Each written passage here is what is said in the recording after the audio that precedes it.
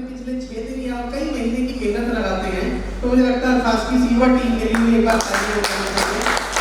इसमें कोई पदाधिकारी नहीं है, सब एक समान सदस्य हैं, कोई बैनर लगा रहा है, कोई मेज सजा रहा है। ये बात अल्फाज फाउंडेशन की जो कार्यशैली है इसको बिल्कुल अलग करती है, दूसरों को कार्य करने की प्रेरणा देती है। एक छोटा सा दायित्व मुझे दिया है अभिव्यक्ति जो कि छोटी बहन जैसी है, उसने कहा कि भैया सीमित समय का कार्यक्रम है, तो समय की सीमा का ध्यान रखते हुए संक्षिप्त रूप में हमें आज के इस कार्यक्रम को पूरी तरीके से दस्तावेजी बनाना है।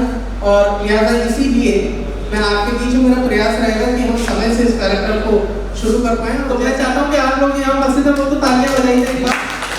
या फिर देखिए तो सारा ध्यान रखना या शुभ नमस्कार होगा या विनावत कमेंट कराया श्वेत पद्मासना इस भावना के साथ दीप प्रज्वलन के स्कूलिंग दायित्व में सहभागिता करते परम आदरणीय प्रोफेसर हरमन दीक्षित जी, वरिष्ठ पत्रकार श्री एच.पी. शर्मा जी, वरिष्ठ समाज सेवी सरदार गुरविंदर सिंह जी, प्रशासनिक अधिकारी वरिष्ठ आदरणीय गोपी कृष्ण जी, वरिष्ठ साहित्यकार आदरणीय योगेंद्र वर्मा व्योग जी, और गजलकार आदरणीय भाई मनोज मनु जी, डॉक्टर मनोज रस्तोगी जी, कपिल कुमार जी, हेमा तिवारी भट्ट जी, महानगर संचालक आदरणीय देवेश सिंह जी, और वरिष्ठ समाज सेवी आदरणीय धवल दीक्षित जी के साथ ही भाई राशिद सिद्दीकी जी, आसिफ हुसैन साहब, अमीर सिंह चौहान जी, सिया जमीर भाई, सभी लोगों का अभिनंदन। सर एक बार तालियां माता भैया के लिए।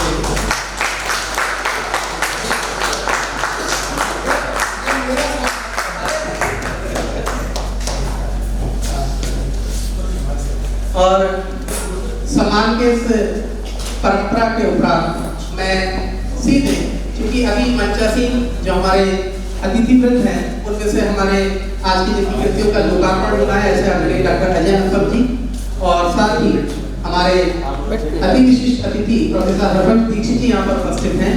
मैं अभिव्यक्ति से निवेदन करूंगा स्पॉट पर प्रोफेसर हरमन दीक्षित जी को मंच पर यहाँ ले आइए। सर आप अपना स्थान ले लेंगे और उत्तर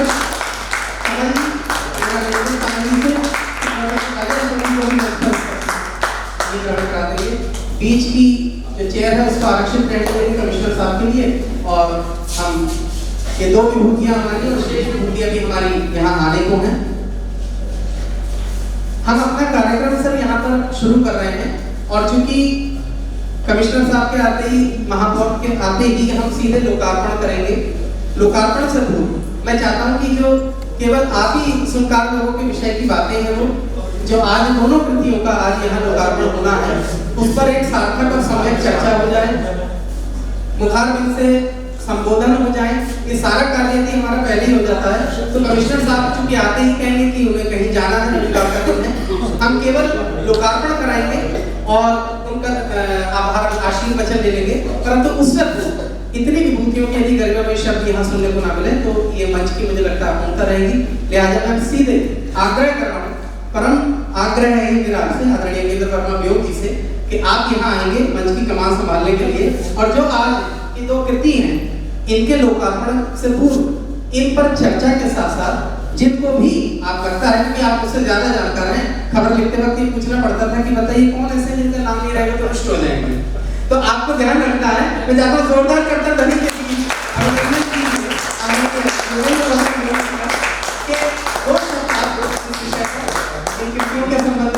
और उसके बाद हम सीधे आदरणीय अजय हंसम जी को सुनेंगे ही, लेकिन उनको थोड़ा सा उनके शब्द और भी बचा के रखते हैं थोड़ा कमिश्नर साहब के सामने हो।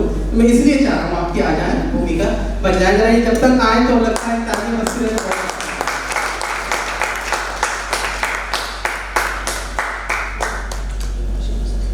आप सभी को प्रथम वंदन और अभिनंदन।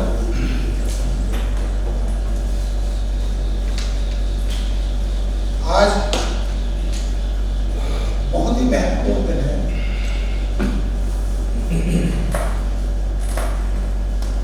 आदरणीय डॉक्टर अजय हंसम जी की दो कृतियां, एक मौलिक कृति, एक संपादित कृति, दो कृतियों का यहाँ लोकार्पण किया जाना है।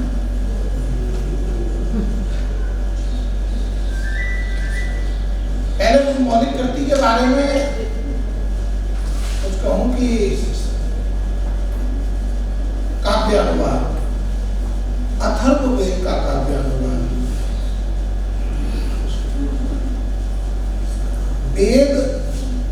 वेदों को पढ़ना, उन्हें आत्मसात करना, फिर उनका अनुवाद करना, अनुवाद भी कविता में करना और कविता में भी छांदस कविता में अनुवाद करना, ये कितनी बड़ी तपस्या है।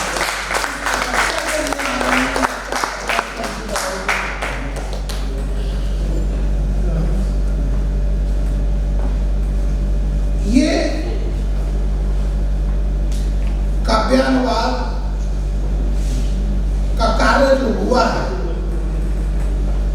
3 खंडों में है, मोटी मोटी पुस्तकें हैं। ये मुरादाबाद के लिए तो दस्तावेजी कार्य है ही,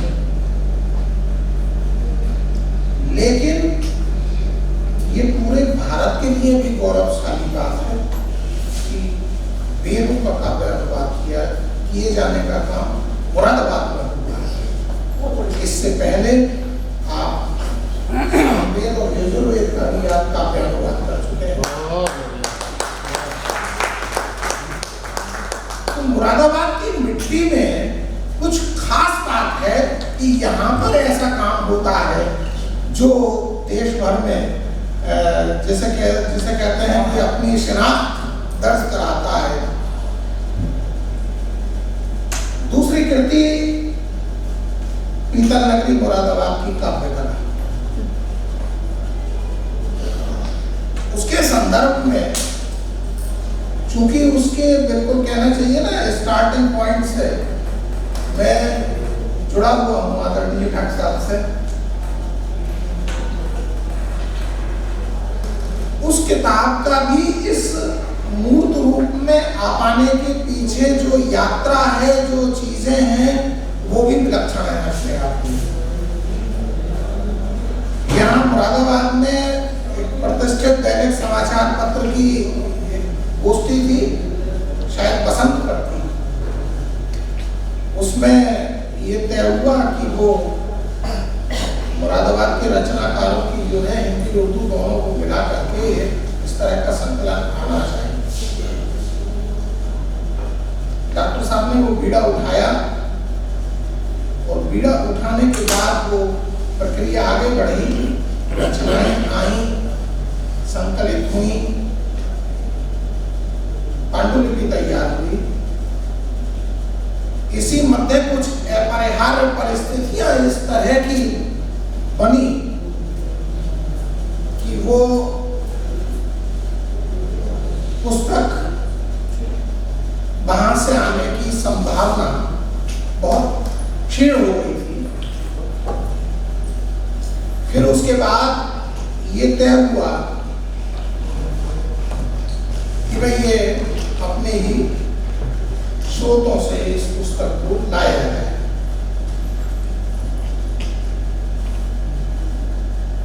आदरणीय डॉक्टर साहब ने ये बीड़ा उठाया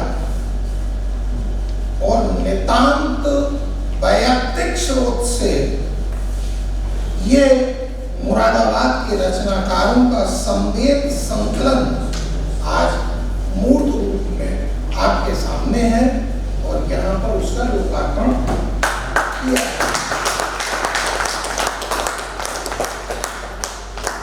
आपका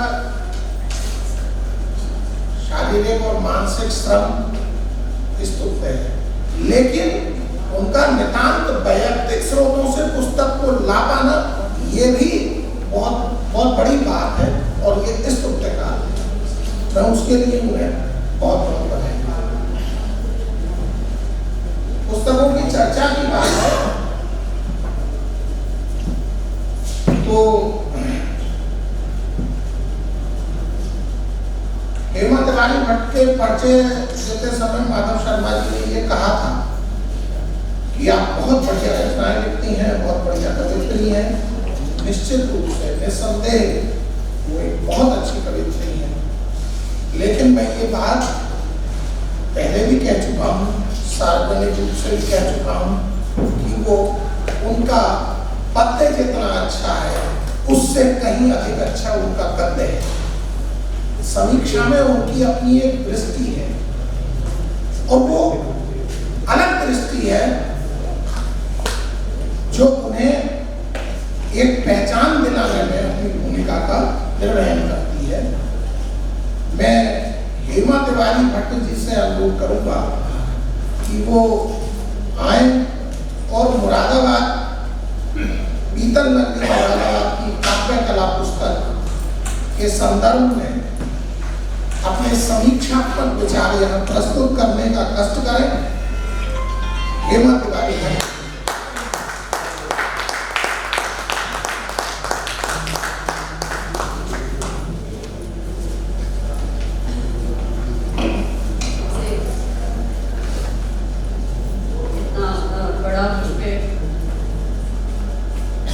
अपेक्षा रखने के लिए आप सभी का बहुत बहुत धन्यवाद। मैं मंच का सारा मनन करूँगी और सभागार में बैठे अभिवादन करती हूँ। पीतल नगरी मुरादाबाद की काव्य कला पर मुझ जैसे एक आत्मा सिपाही को कुछ बोलने का अवसर मिला है, बड़े सौभाग्य की बात है। और जब मैं इस पे लिखने का सोच रही थी तो मदद मुझे यहीं से मिली और मैं शुरू करती हूँ कि प्रश्न है यह मानवों का लोक में क्या ध्येय। प्रश्न है यह मानवों का लोक में क्या ध्येय है। मान ही लेते सुधी क्या त्याग क्या अभिमेय है। सत्य ही परमेश ने सुवेग दे निश्चित किया। विज्ञ जन ही जानते हैं क्या श्रेय है क्या प्रेम। और ये सुखद संयोग ही है कि अभिराम में संकलित आदरणीय डॉक्टर अजय अनुपम जी का यह मुक्तक जो मैंने अभी पढ़ा, पीतल नगरी मुरादाबाद की काव्य कला पुस्तक के आज लोग को अर्पित होने की पुनित सुमधुर शब्दों की भूमिका रखने हेतु सर्वथा उपयुक्त। प्रस्तुत पुस्तक के अस्तित्व में आने के पीछे का औचित्य यह मुक्तक स्वयं ही स्पष्ट करता है।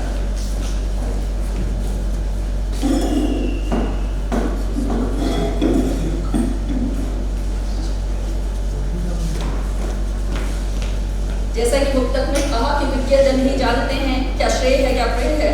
सुविज्ञ डॉक्टर अजय अनुपम का यह कार्य श्रेय और प्रेम दोनों ही श्रेणी में है और इसीलिए अत्यधिक महत्वपूर्ण हो गया।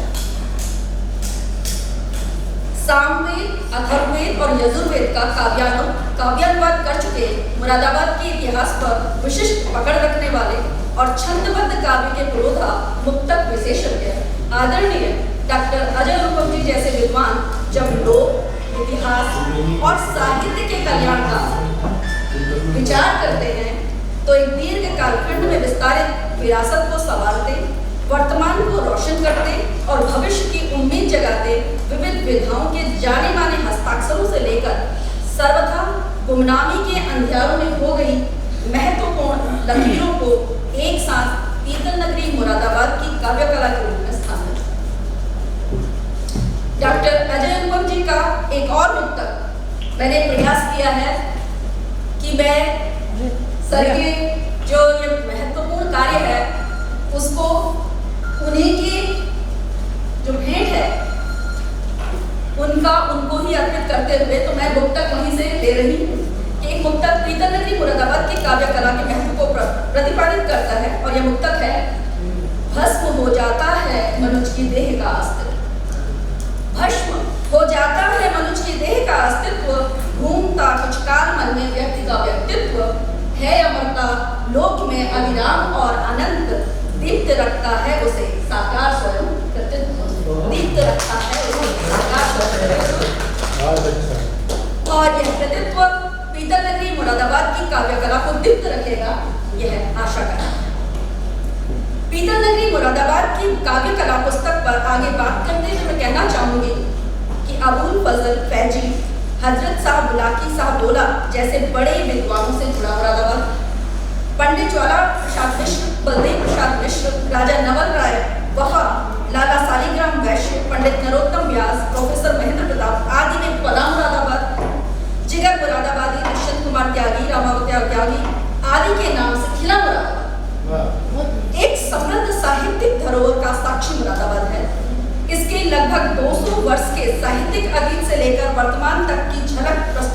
यह संकलन 3 खंडों में विभाजित है, जिसमें पहला खंड विरासत जगमगाती है में पंडित बाल मुकुंद शर्मा से लेकर कुमुद त्रिपाठी तक 54 ऐसे साहित्यकारों का काव्य शामिल है जिन्होंने मुरादाबाद के साहित्यिक इतिहास को रचने और गढ़ने में महत्वपूर्ण भूमिका निभाई है। चाहे वे खूबचंद शर्मा जी, तुलसीदास, रसराज नागर, कांति त्रिपाठी, शिवनाथ अरोड़ा, कुमुद त्रिपाठी इत्यादि अचर्चित नाम रहे हों, या दुर्गादत्त त्रिपाठी, बमोरन सिंह वर्मा प्रवासी, गौहर उस्मानी, राम अवतार त्यागी, प्रोफेसर महेंद्र प्रताप, दुष्यंत कुमार त्यागी, सुरेंद्र मोहन मिश्र, हुल्लड़ मुरादाबादी और जिगर मुरादाबादी जैसे सुप्रसिद्ध नाम रहे हों, सभी की विविधता भरी रचनाएं इस गुलदस्ते को सुखद रंग प्रदान करती हैं। हजरत जिगर मुरादाबादी, राम अवतार त्यागी और दुष्यंत की ख्यातिलब्ध रचनाओं के बीच गुमनाम कवि अंबालाल नागर की व्यंग्य प्रधान रचना परौठा, ज्ञान प्रकाश सोती की वरदान मांगूंगा नहीं, सुश्री कांति त्रिपाठी की सारी शक्तियां चुक गई, कैफ मुरादाबादी की गजल जिंदगी के लिए और रसराज नागर की धुंधली से ली गई रचना आदि भी इस खंड में विशेष ध्यान आकर्षित करती है। ये पहले खंड की बात है।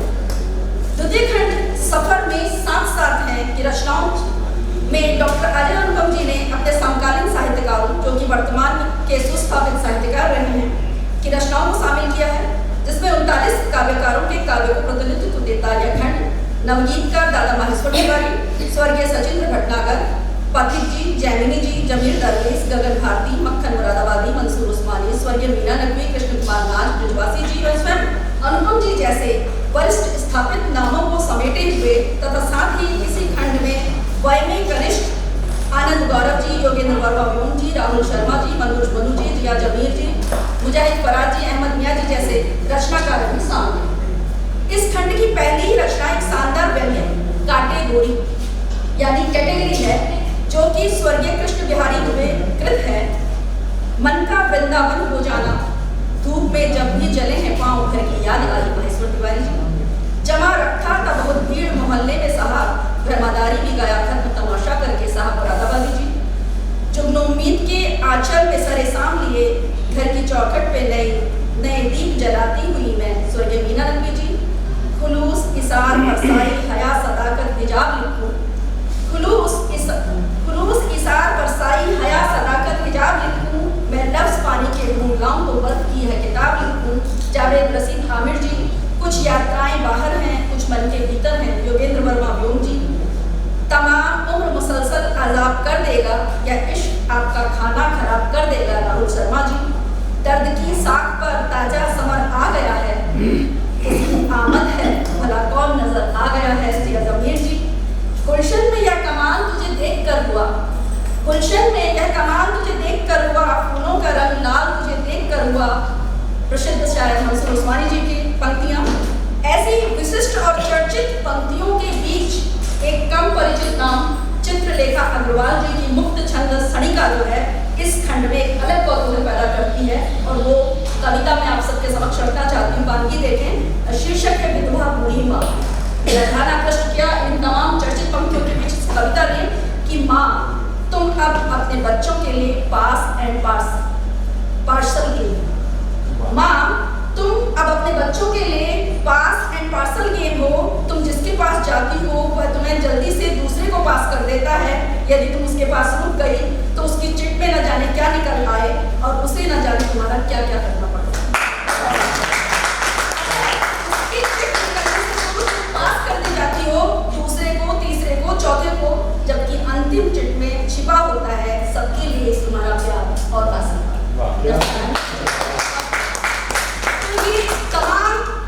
प्रसिद्ध पंक्तियों के बीच एक ऐसी रचना इस पुस्तक के माध्यम से ही हम तक पहुंची है, तो मैं पुनः आपका आभार व्यक्त करती हूँ। अब आती हूँ पुस्तक के तीसरे खंड में कि पुस्तक के तीसरे खंड उजाले और भी हैं में मुरादाबाद के 31 अवशेष स्थापित व नए रचनाकार शामिल हैं। स्वर्गीय सरस जी, श्री अशोक विष्णोई जी, प्रेमवती दीदी, चंद्रा सक्सेना निशी, सरिता लाल, अमरीश गर्ग, राकेश चक्र जी, स्वर्गीय शिशुपाल मधुकर जी जैसे वरिष्ठ साहित्यकारों के साथ साथ मोनिका शर्मा मासूम, राजीव प्रखर, रीता सिंह, मनोज रस्तोगी, प्रवीण राही, फरहत अली, कमर कलील, कादम्बिनी वर्मा, अंकित गुप्ता आदि सहित मेरा नाम भी इस खंड में शामिल है। तो मेरे लिए संकलन में शामिल सभी रचनाओं के लिए मैं पुनः डॉक्टर अजय अनुपम जी के मुक्तक को कोट करना चाहूंगी कि इतनी खूबसूरत रचना जो संकलन है वह क्यों हो पाया है और ये जो संकलन है वो हमारे लिए क्या काम करेगा।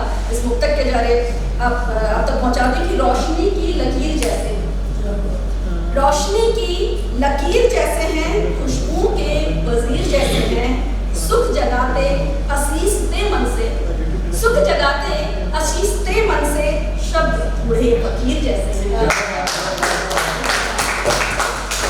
तो संकलन में संग्रहित ये कीमती शब्द हम सब पर आशीष बनकर बरसते रहे, यही मनोकामना है।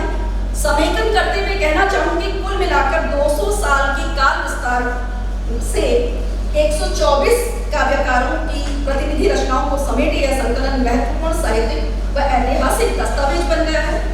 अंतिम 2 खंडों में शामिल कई साहित्यकार इसके सामग्री संकलन से अद्यतन स्वरूप प्राप्त करने तक की अवधि में काल कल्पित हो चुके हैं, कल्पित होकर हमारी जगमगाती विरासत का हिस्सा हो गए थे। हमारे 3 खंड किए गए थे, विरासत जगमगाती है, लेकिन इस दौरान जो इधर हमारे 2 खंड में साहित्यकार थे वे भी हमारे पहले खंड में पहुंचने पे आ गए हैं, वो हमारी जगमगाती विरासत का हिस्सा हो गए हैं।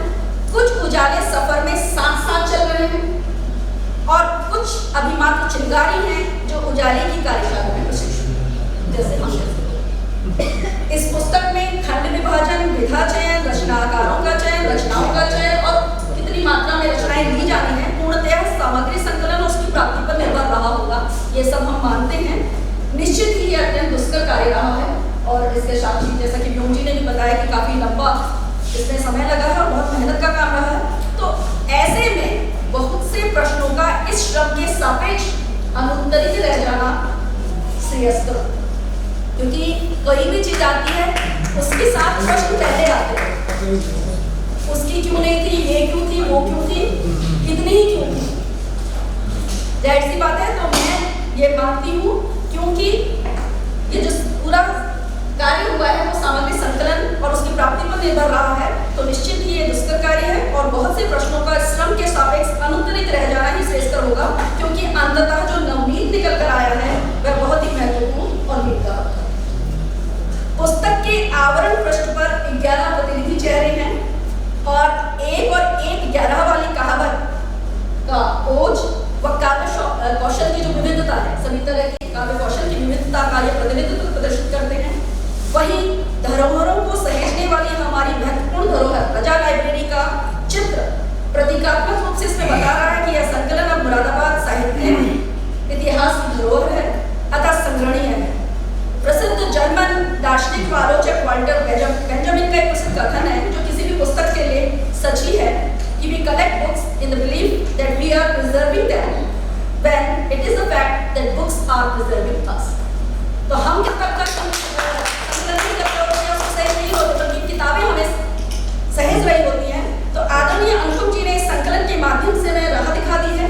इसी तरह से मुरादाबाद के साहित्यिक अवदान पर आने वाले समय में अन्य संकलन भी अस्तित्व में आएंगे, ऐसी आशा है। संकलन में शामिल संख्या 124 जो है अंक ज्योतिष के अनुसार भी सफलता और प्रसन्नता की कारक है। 124 मैंने जो खंड में अलग-अलग अपने सभी एंजिन नंबर से बोलते हैं कि इनके योग से एंजिन नंबर 7 बनता है। 1 to 4 अगर आप प्लस करेंगे 7 बनता है और 7 अपने आप में एक अद्वितीय संख्या है, तो अविभाज्य है, अद्वितीय है, तो ये पुस्तक अपने आप ही जो अंक ज्योतिष के हिसाब से भी अद्वितीय पुस्तक हो जाती है। तो इस अर्थ विश्लेषण के आधार पर यह पुस्तक महत्वपूर्ण हो गई है। इस संकलन में हिंदी, उर्दू, गीत, गजल, छंदबद्ध, छंदमुक्त, महिला, पुरुष, नामधारी, गुमनाम, स्थापित, नवांकुर, सभी तरह के फूलों का एक सुंदर गुलदस्ता मुरादाबाद जो कि सांस्कृतिक, साहित्यिक और ऐतिहासिक महत्व की धरती रही है के महत्वपूर्ण कार्यों को एक जगह संपादित कर एकत्र करना न केवल समय की मांग था, बल्कि एक महत्वपूर्ण दायित्व भी था, जिसे डॉक्टर अजय अनुपम जी जैसे कुशल कंधे ही धारण कर सकते थे। और यह श्रम साध्य कार्य उन्होंने निस्वार्थ होकर स्वजनों की सहायता व विशिष्ट साहित्यकार व श्री योगेंद्र वर्मा व्योम और श्री जिया जमीर जी के सहयोग से पूर्णता को पहुंचाया है। हम उनके प्रति जितनी भी कृतज्ञता ज्ञापित करें वह कम ही होगी। उनके योगदान के प्रतिदान में मेरे शब्द शायद कमतर पड़ जाएं, उनके योगदान के प्रतिदान में मेरे शब्द शायद कमतर पड़ जाए, इसलिए तेरा तुझको अर्पण के भाव से मैं पुनः उनका ही मुक्तक उन्हें समर्पित करती हूँ। और मुक्तक है गुंजर गीत निशब्द के। गुंजर गीत निशब्द के, खेलते हाथ प्रारब्ध के, व्यक्त हैं व्यक्ति संज्ञा हुई, व्यक्त हैं व्यक्ति संज्ञा हुई, अर्थ है इस शब्द के, अर्थ है अजय अनुपम जी सरी के अर्थवान शब्द को प्रणाम निवेदित करती हूँ। और इस पुस्तक के साथ साथ उन्हें बहुत ही महत्वपूर्ण और श्रम साध्य साहित्य के अथर्ववेद के काव्यानुवाद के 3 भागों में लोकार्पण की भी हार्दिक बधाई देती हूँ। और बहुत बहुत बधाई एक बार पुनः आपका धन्यवाद जो आपने मुरादाबाद की पीतल नगरी की काव्य कला को इसमें हमारे समक्ष रखा और हमें भी इसमें आने का अवसर दिया। और ये अवसर आप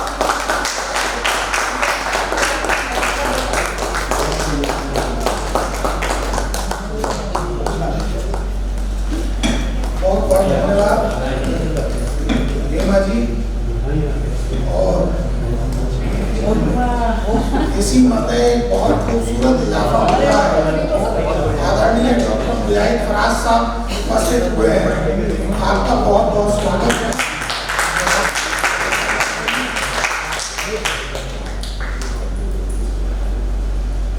जो पुस्तकों के लोकार्पण कार्यक्रम होते हैं उन्हें लगभग सभी में एक बात अवश्य कहता हूँ और कोई बात मैं यहाँ भी अवश्य कहूँगा, मुझे बहुत अच्छी लगती है, मैंने कहीं पढ़ी कि यदि आप चाहते हैं कि आपकी आने वाली पीढ़ी आपको याद रखे तो आप एक सुंदर सा मकान बनाकर उसको दें। यदि आप चाहते हैं कि आपकी आने वाली 2-4 पीढ़ियां आपको याद रखें तो आप एक सुंदर सी धर्मशाला का निर्माण कराएं। लेकिन यदि आप चाहते हैं कि आपकी आने वाली प्रत्येक पीढ़ी आपको याद रखे तो आपको एक सुंदर सी पुस्तक का निर्माण।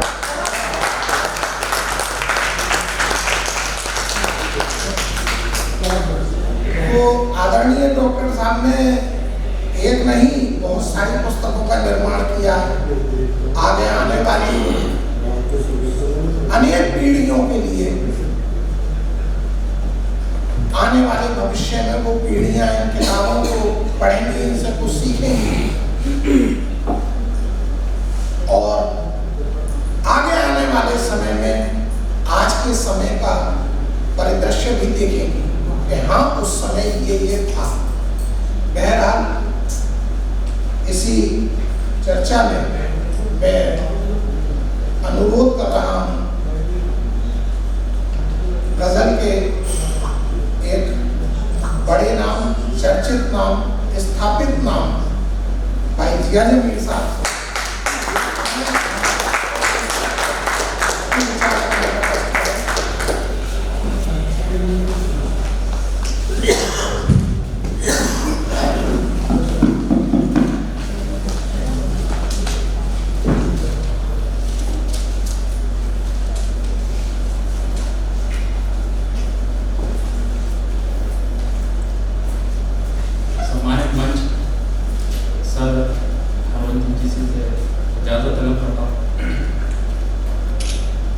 शीर्षक है शहरे जिगर का काव्यात्मक इतिहास।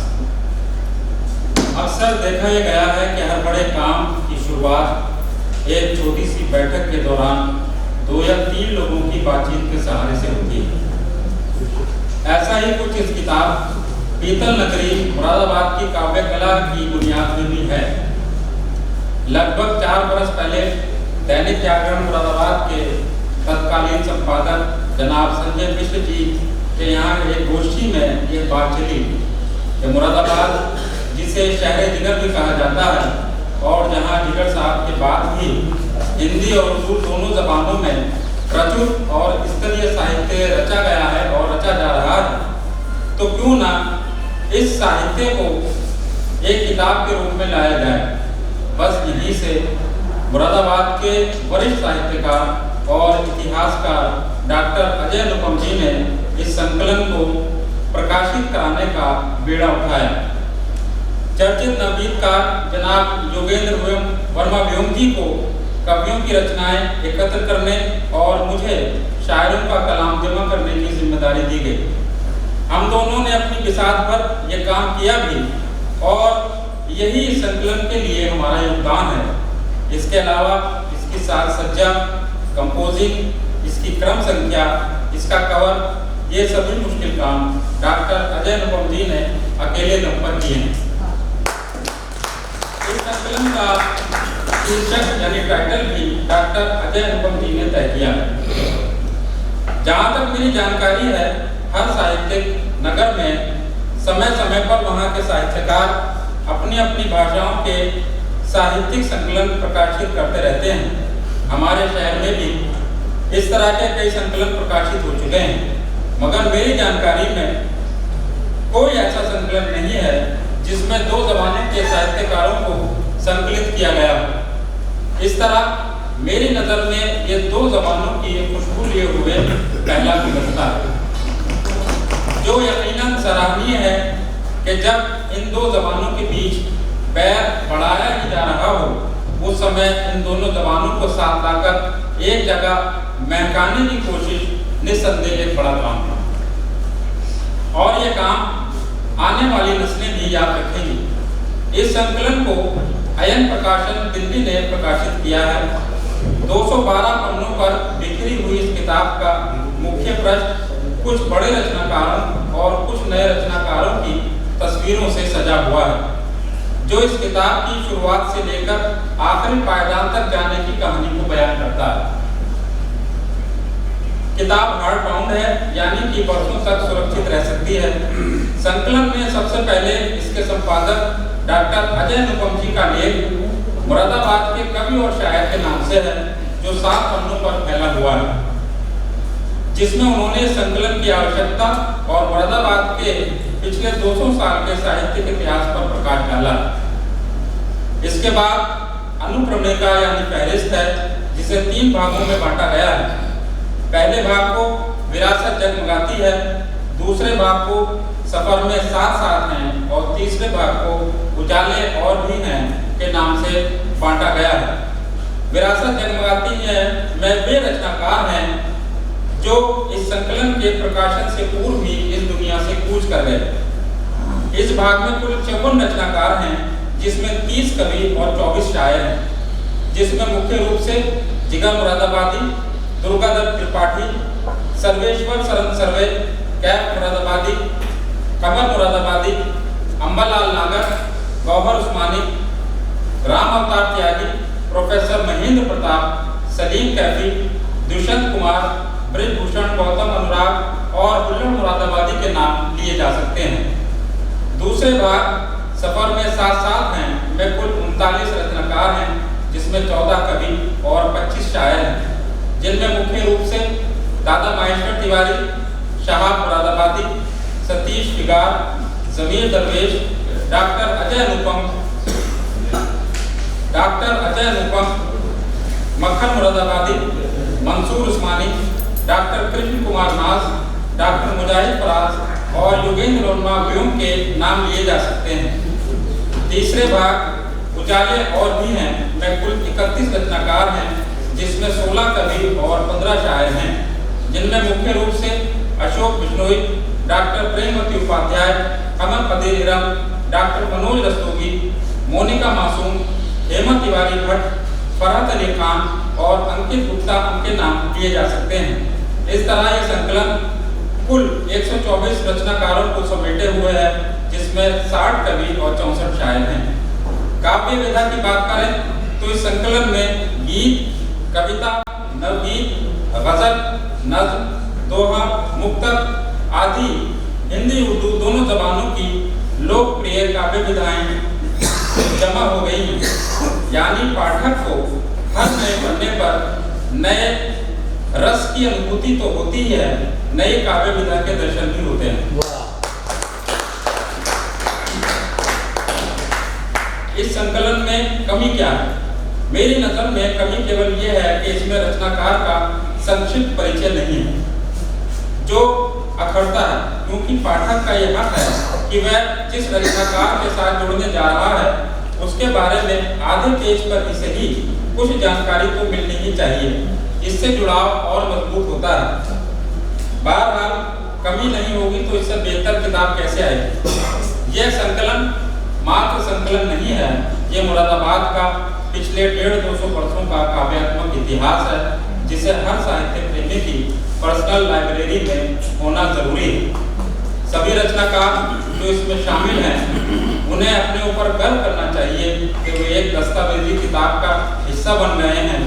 जो शामिल नहीं हो पाए वो ये दुआ कर सकते हैं कि डॉक्टर अजय अनुपम जी की हिम्मत, हौसला और लगन ऐसे ही बनी रहे।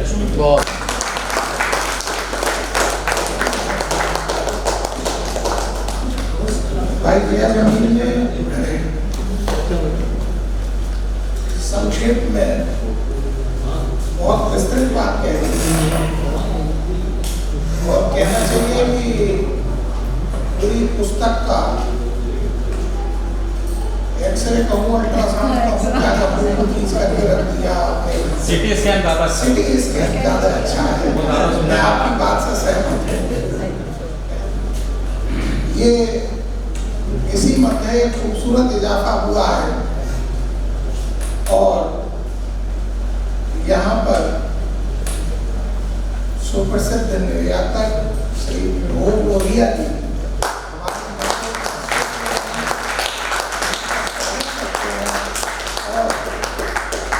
अल्फाज अपने संस्था से मैं अनुरोध करूंगा कि आप उनका मैच लगा करके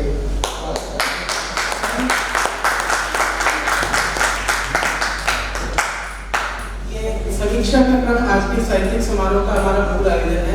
समीक्षाएं बाकी हैं वो हमने सुनी है, लेकिन अतिथि देवो भव की इस परिपाटी के दौरान में चूंकि अभी जानता हुआ आखिरी है विभोर लोहिया जी यहाँ पर आया, अभी मुझे अभिव्यक्ति ने बताया वो बात अभिव्यक्त करना चाहता हूँ मंच के माध्यम से, क्योंकि अच्छी चीजों का प्रसार होता रहे तो ऐसे कार्यक्रमों को निश्चित तौर पर और ज्यादा प्रोत्साहन मिलता है। एक बार जोरदार करते तभी से अभिनंदन कर दीजिए।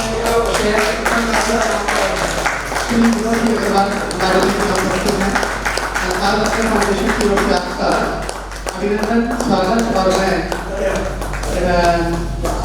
निवेदन करूंगा अमर सक्सेना से पैर लगाकर काम किए, पैर लगाकर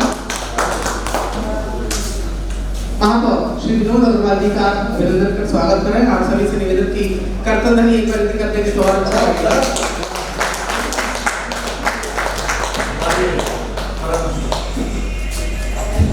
और अब आप सोच ही सकते हैं कि जब यही संसद के प्रतिनिधि, शहर के प्रथम नागरिक साहित्य में अभिरुचि लेने लगे तो समाज की हर गंदगी दूर हो जाएगी, ऐसी हम अपेक्षा करते हैं। महापौर जी से जोरदार करते थे एक बार।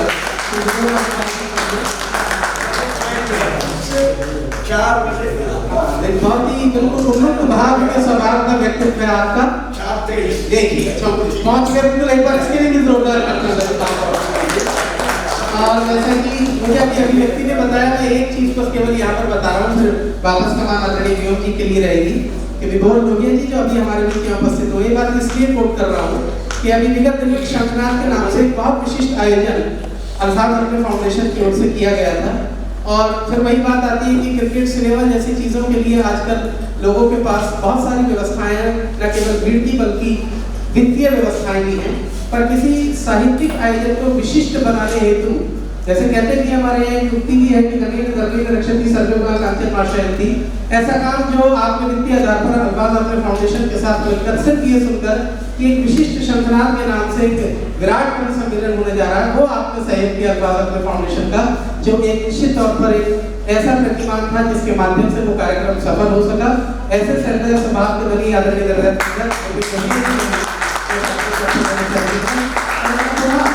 आग्रह कर रहा हूँ आदरणीय योगेंद्र वर्मा व्योग जी से, क्योंकि समीक्षा का क्रम चल रहा था जी, और यही निर्देश ये भी हुआ है कि हम पहले समय का सदुपयोग कर लें, क्योंकि पूरे शहर की जिम्मेदारी है, शहर के प्रथम नागरिक आदरणीय विनोद अग्रवाल जी के साथ ही विभोर लोहिया जी के भी दिवाली दहलीज पर है। हम सीधे पहले लोकार्पण कार्यक्रम का जो हमारा पुनीत दायित्व है और आज का जो विशिष्ट हमारा मुख्य आकर्षण भी है, मैं आग्रह कर रहा हूँ महापौर जी से विपिन लोहिया जी से, हेमा तिवारी भट्ट जी से मातृशक्ति के उदाहरण के रूप में यहाँ मंच पर आ जाएंगे लोकार्पण के समारोह में, और मंचा सिंह यहाँ पर से। हाँ, मैं अभिव्यक्ति से निवेदन करूँगा कि मैम को थोड़ा सा आप सहयोग करके यहाँ मंच पर ले आएंगी। और जरा एक बार पुनः जोरदार तालियां होना है। आज डॉक्टर कौशल कुमार जी को मैंने पहले ही बताया था जन्मदिन है, तो आज ये निश्चित तौर पर कार्यक्रम जो है वो ऐतिहासिक है, विशेष है।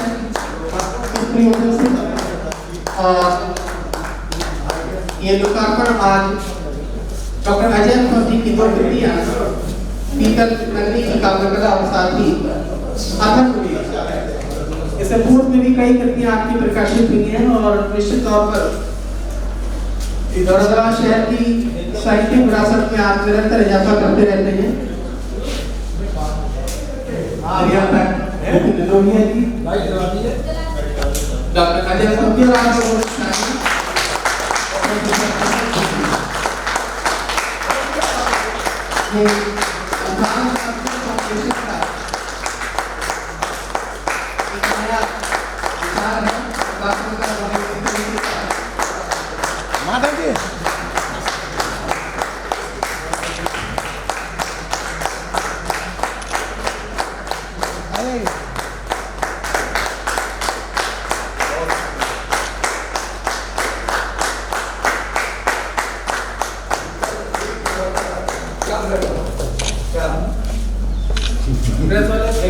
भरोसा रखते हैं और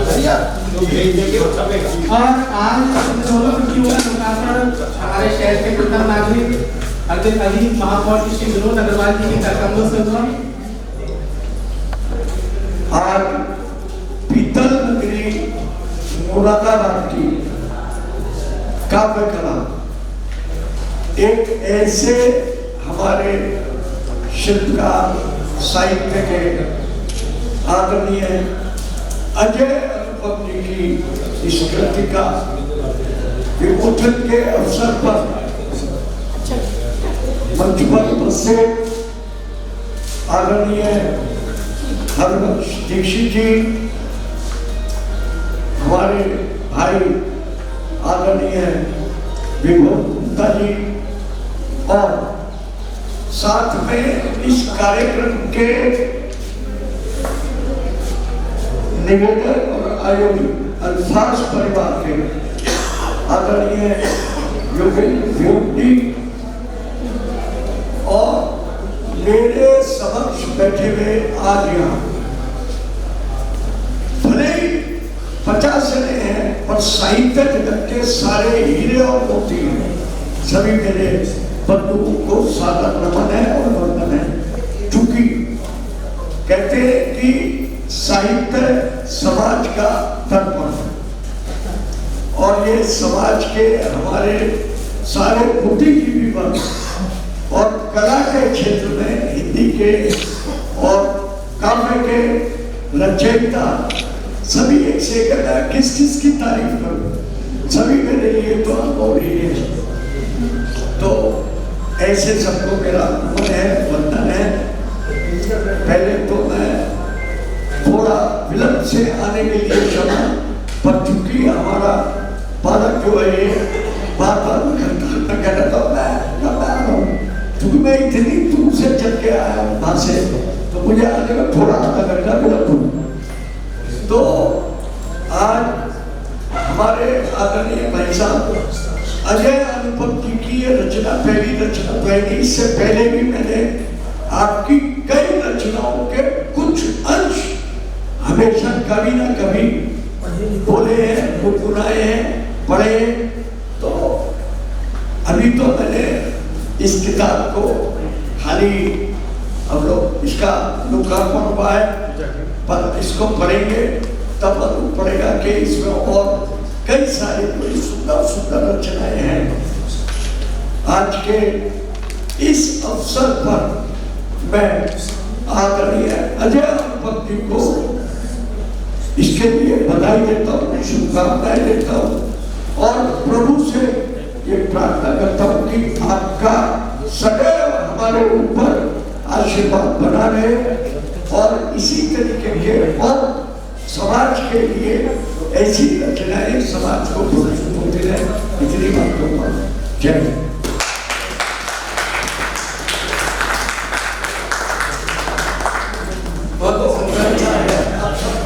साहित्यकार बैठे हैं, बोलने वाले आप लोगों क्या बोल सकते हैं, मतलब बोलने की वो भी नहीं है। लेकिन फिर भी आपने बहुत अच्छा बोला और हम अपेक्षा करते हैं कि अगले पुस्तक लोकार्पण में प्रोफेसर अजय बंसी की निश्चित तौर पर आप इसको आगे पाठ पढ़ने के बाद इसकी समीक्षा भी प्रस्तुत कर पाएंगे।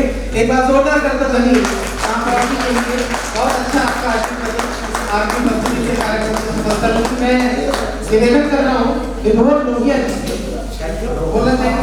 बहुत बहुत धन्यवाद आपका। और आप मैं सीधे निवेदन कर रहा हूँ हमारे हम सभी के प्रेरणा स्वरूप सामर्थ्य प्रोफेसर हर्षवर्धन जी का हाँ हाँ एक बार जोरदार करता हूँ प्रोफेसर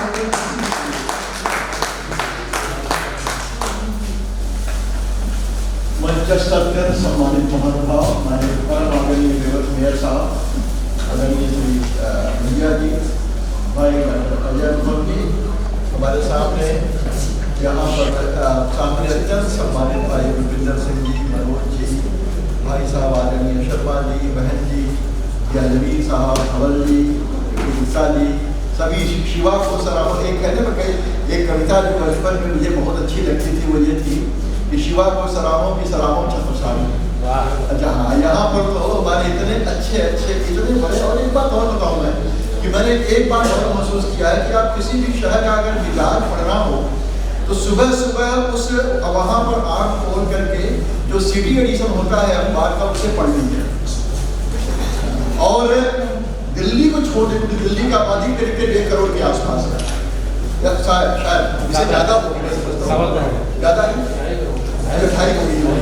मतलब इतने कम लोगों की जनसंख्या पर इतने अधिक सांस्कृतिक कार्यक्रम दूसरे मैंने किसी भी शहर में नहीं, किसी भी शहर में नहीं। एक साथ रोज कोई सांस्कृतिक गतिविधि चलती ही रहती है शहर में और इस शहर का मिजाज इससे पता लगता है। तो मैं शुरुआत एक श्लोक से एक हिस्से से करना चाहता हूँ। अमंत्रो अक्षरम नास्ति नास्ति मूलो चौसम। कोई भी अक्षर ऐसा नहीं है जिससे मंत्र नहीं कर सकता। प्रत्येक अक्षर में ये संभावना छिपी रहती है कि उससे मंत्र बनाया जा सकता है।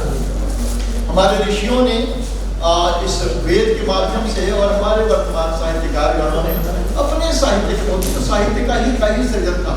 तो ऋषियों ने जो उस समय सृजन किया था वो वेद के रूप में, मंत्रों के रूप में, वेद के रूप में हमारे सामने आज हमारे सामने उपस्थित हैं।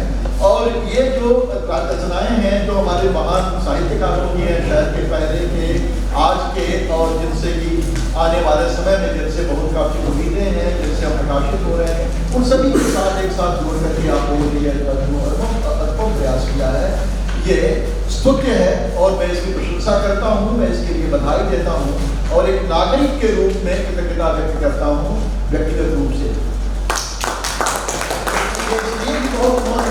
इस तरह की जितनी भी कृतियाँ होती हैं, आदरणीय भाई डॉक्टर अजय अनुपम जी को तो विशेष रूप से कि जितनी भी कृतियाँ होती हैं ये दस्तावेज इस तरह के होते हैं जो सदैव के लिए अभी हमारे आदरणीय योगेंद्र ओम जी कह रहे थे कि एक किताब लिख करके उसके बाद कई पीढ़ियों के लिए हम जीवित रहते हैं। तो ये तो इस प्रकार का इतिहास का संकलन है जो आने वाली पीढ़ियों को जब भी कभी इतिहास लिखना होगा वे लोग इस तरह की पुस्तकों को रेफरेंस के रूप में इस्तेमाल करेंगे। हमारे मित्र हैं मनोज जी दिशा में काफ़ी अच्छा, मैं समझता हूँ कि आपकी लाइब्रेरी के लिए एक और संदर्भ ग्रंथ आगे मिल जाएगा यहाँ से।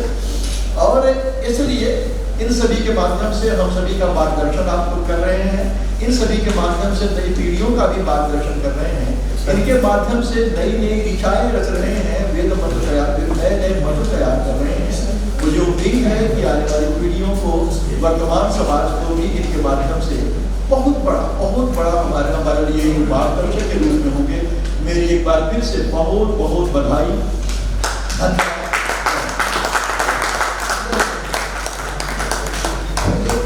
बहुत धन्यवाद सर। और जैसा कि निर्देशित किया गया है कि अभी मैंने आपको बताया था कि विगत दिनों अल्फाज अपने फाउंडेशन ने एक ऐतिहासिक कार्यक्रम आयोजित किया था पंचायत भवन सभागार में शंखनाद के माध्यम से विराट का कार्यक्रम में शहर की बड़ी भागीदारी रही थी अपरिहार्य कारण से विभूति हमारे बीच उपस्थित नहीं हो सके थे, परंतु उसी दिन से वो विभूति की वो स्मृति चिन्ह उनके हाथों में आने के लिए प्रतीक्षित था और आज इससे सुंदर अवसर उनके हाथों में उनका स्मृति चिन्ह अपने मंचस्थ जो हमारे सभी अतिथिवृंद हैं उनके माध्यम से दिलाने का सदुपयोग और इससे बेहतर अवसर नहीं हो सकता। मैं आमंत्रित कर रहा हूँ हमारे महानगर संचालक देवेश सिंह जी को यहाँ मंच पर अतिथिवृंद के कार्यक्रमों से स्मृति चिन्ह उन्हें यहीं मंच पर देवेश सिंह जी को और किसी भी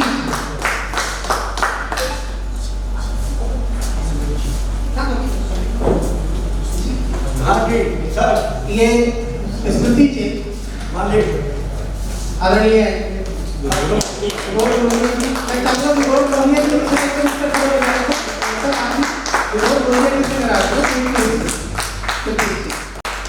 और आप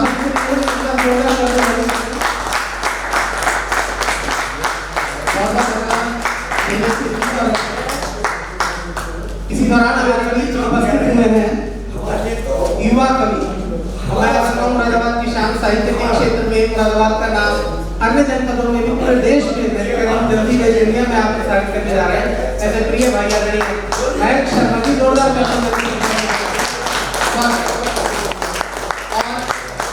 साहित्य कार्यक्रम की तरफ हम दोबारा बढ़ते हैं।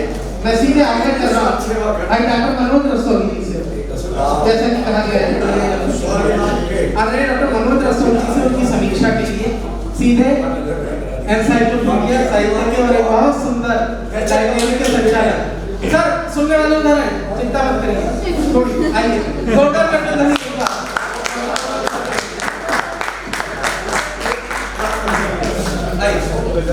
सुनकार है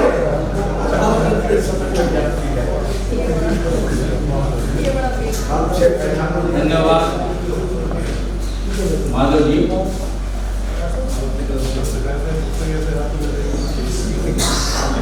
ओम अग्निनय सुपथाराय अस्मान विश्वानि देव वयुनानि विद्वान् यूयो धस्म जुहुराणिनो भूयिष्ठान्ते नमो देमा। अभी पिछले 2 तारीख को आदरणीय डॉक्टर जनकुंज जी ने मुझे अपने अथर्ववेद की काव्यानुवाद की 3 खंड दी और कहा इसकी कोई समीक्षा करनी है।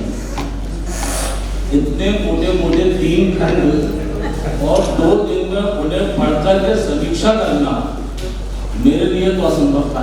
बहुत बड़ा काम है, लेकिन मैंने एक पूर्व पीठा के रूप में कुछ लिखने का प्रयास किया है, वो मैं आपके सामने प्रस्तुत कर रहा हूँ कि भारतीय धर्म साहित्य भाषा सभ्यता संस्कृति और कला इन सभी के विकास और उन्नति में वेदों का सबसे अधिक महत्वपूर्ण स्थान रहा है। इन सबका मूल आधार वेदों को ही स्वीकार किया गया है। यह कहना अतिशयोक्ति नहीं होगा कि भारतीय धर्म संस्कृति और सभ्यता का भव्य प्रासाद वेदों की सुदृढ़ आधारशिला पर ही निर्मित किया गया है। इस संपूर्ण जगत के किसी भी स्थान पर निवास करने वाला हिंदू अपने धर्म और संस्कृति के मूल तत्व वेदों में ही मानता रहा है। धार्मिक पर्वों और सामाजिक समारोहों में हिंदुओं के घरों में आज भी वेद मंत्रों का उच्चारण अत्यधिक आस्था और श्रद्धा के साथ किया जाता है। भारतवर्ष में अति प्राचीन काल से ही धर्म दर्शन और सदाचार के संबंध में विविध मतांतर प्रचलित हुए, परंतु उन सभी ने अपने मत का आधार वेदों को माना और आचार्यों ने अपने मतों की पुष्टि वेद मंत्रों के आधार पर की। अरे डॉक्टर का ध्यान चाहूंगा मैं,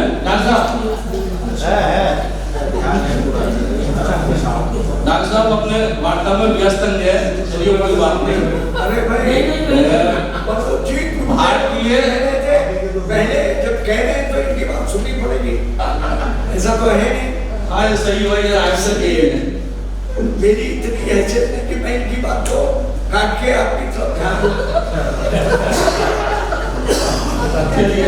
भारतीय साहित्य में वेदों के गुणों का गौरव गान सदा ही किया जाता रहा है।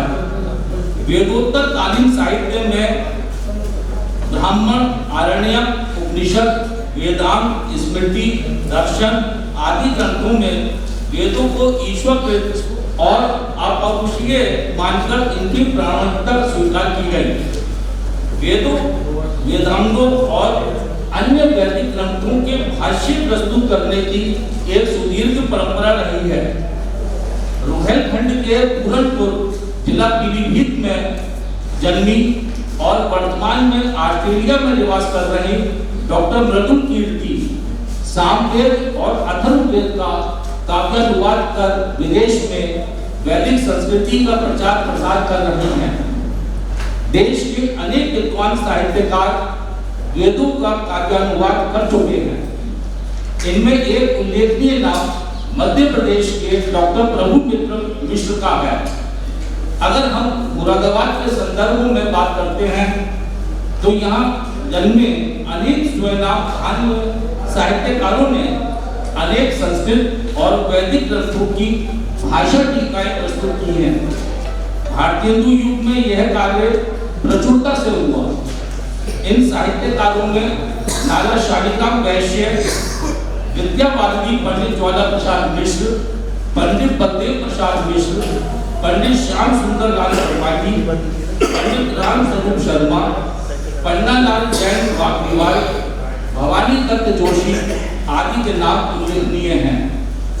मंडीवास में जन्मे डॉक्टर कृष्ण कुमार अग्रवाल ने भी वैदिक साहित्य की भाषा टीकाएं की। इसके अतिरिक्त व्यास परिवार में पंडित ब्रह्म गोपाल मिश्र व्यास जी ने ऑडियो के माध्यम से वैदिक मंत्रों की व्याख्या की है। जहां तक वेदों के काव्यानुवाद का प्रश्न है, मुरादाबाद के बहजोई में जन्मे वैद्य फूलचंद शर्मा ने चारों वेद संहिताओं का काव्यानुवाद किया। इस कार्य के लिए उन्हें उत्तर प्रदेश संस्कृत संस्थान द्वारा पुरस्कृत भी किया जा चुका है। इसके बाद वर्ष 2004 में वीरेंद्र राजपूत द्वारा सामवेद का काव्यानुवाद प्रकाशित हुआ। श्री राजपूत द्वारा अथर्ववेद का किया गया काव्यानुवाद 4 खंडों में। ऋग्वेद का काव्यानुवाद प्रथम भाग प्रकाशित हो चुका है, दूसरे भाग भी प्रकाशित हो गया है, जिसका विमोचन इसी माह की 19 तारीख को अमरोहा में है तथा तीसरा भाग प्रेस में है।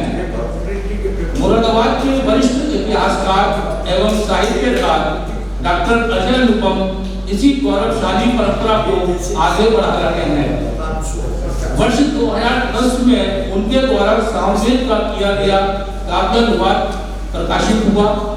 इससे पूर्व उनके महर्षि दयानंद सरस्वती द्वारा रचित दो करुणानिधि और आर्योपदेश रत्नमाला के काव्यानुवाद भी प्रकाशित हो चुके थे। उन्होंने महर्षि दयानंद सरस्वती द्वारा रचित आर्याभिविनय का भी काव्यानुवाद किया, जिसका प्रथम संस्करण वर्ष 2011 में प्रकाशित हुआ। आपका ये काव्यानुवाद इतना चर्चित हुआ कि इसके अब तक 4 संस्करण प्रकाशित हो चुके हैं। साहित्य की विभिन्न काव्य विधाओं में सृजन करते हुए डॉक्टर अनुपम वेदों की दुर्लभ ऋचाओं को हिंदी काव्य में रूपांतरित कर जन सामान्य के लिए सुबोध बनाने के स्तुत्य कार्य में भी रत रहे। परिणामतः आज हमारे समक्ष अथर्ववेद के मंत्रों का काव्यानुवाद 3 खंडों में है। अथर्ववेद के 20 कांडों के 5977 मंत्रों का 1099 पृष्ठों में काव्यानुवाद का करना कोई सरल और सहज कार्य नहीं है। डॉक्टर अजय अनुपम इस श्रम साध्य कार्य के लिए बधाई के पात्र हैं। उन्होंने न केवल वेद मंत्रों का काव्यानुवाद कर वेदों को जन जन तक पहुंचाया, बल्कि उन्होंने हिंदी काव्य साहित्य को भी समृद्ध किया है। निश्चित ही वह अपने उपनाम को सार्थक कर रहे हैं। मुझे आशा ही नहीं वरन दृढ़ विश्वास है अनुपम की इन अनुपम कृतियों का हिंदी पाठक भरपूर स्वागत ही नहीं करेंगे बल्कि लाभान्वित भी होंगे। अंत में काव्यानुवाद की उनकी पंक्तियों से ही मैं अपनी वाणी को विराम देता हूँ कि परमेश वाणी पति हमारे भाव में आकर सदा, हे श्रेष्ठ गुरु रक्षक करो ज्योतिष सहज भी सर्वदा, मन में निरंतर वेद ज्ञान समस्त शुद्धि विधान से, पागर निरंतर मैं रहूं संकल्प रख विज्ञान से, यह नेत्र पावे सूर्य से नव ज्योति भू से देह को, सब प्राण पावे वायु से गति पूर्ण मान सन्हे को, आत्मा स्वयं में अंतरिक्ष अनंत में न भक्ति लूं आसक्ति लूं अनुरक्ति लूं संपूर्ण रक्षक शक्ति लूं। धन्यवाद।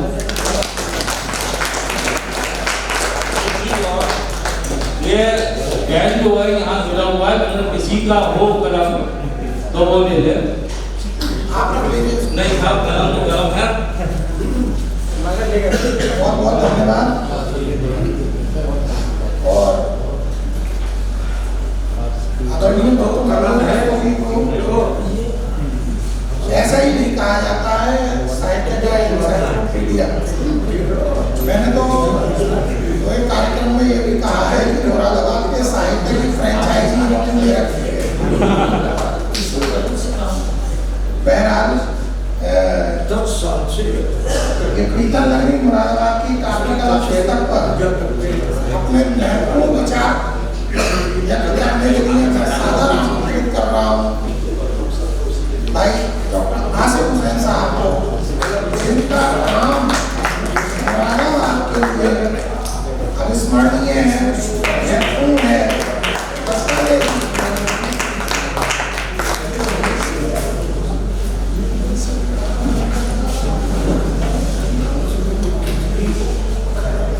सबसे पहले तो मैं अल्फाज फाउंडेशन के